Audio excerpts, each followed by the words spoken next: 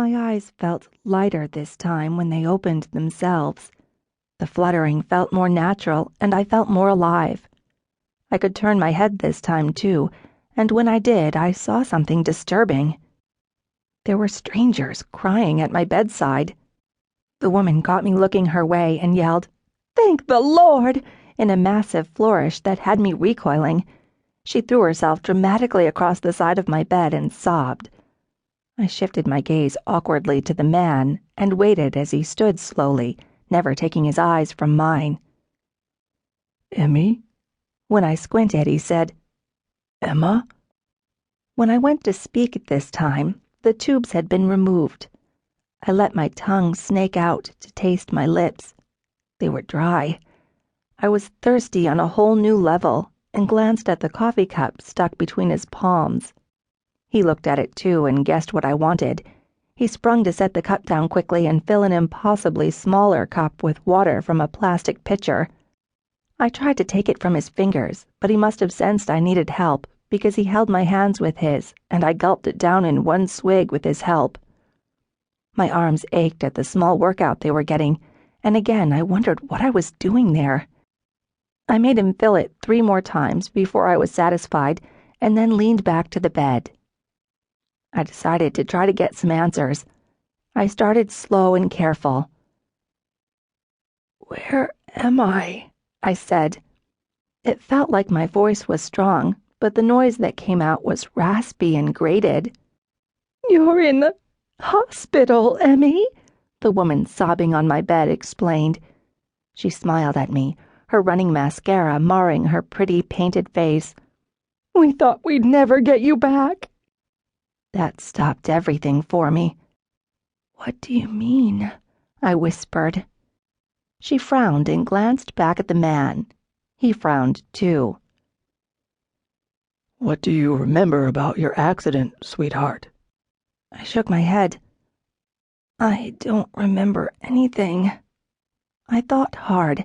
Actually, that statement was truer than I had intended it to be. I couldn't remember anything. I sucked in a breath.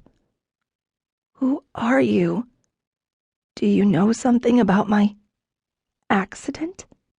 The woman's devastated face told me she knew everything, but there was apparently something I was missing. She threw her face back onto my bed and sobbed so loudly that the nurse came in. She looked at the man there. He glanced to me, a little hint of some betrayal that I couldn't understand in his eyes, before looking back to the nurse. "She must have amnesia." The nurse ignored him and took my wrist in her hand to check my pulse. I wanted to glare at her. What the heck did my pulse have to do with anything at that moment? "Vitals are stable. How do you feel?" she asked me. How did I feel? Was she for real? I rasped out my words. "I feel like there's something everyone isn't telling me." She smiled sympathetically, a side of wryness there. "I'll get the doctor." I looked up at her. She was short and petite, her blonde hair in a bun and her dog and cat scrubs were crisp. I watched her go before looking to the man again. "I don't understand what's going on. Did I?" A horrifying thought crossed my brain. The gasp I sucked in hurt my throat. "Did I kill someone? Did I hit them with my car or something? Is that why you're all being so weird?"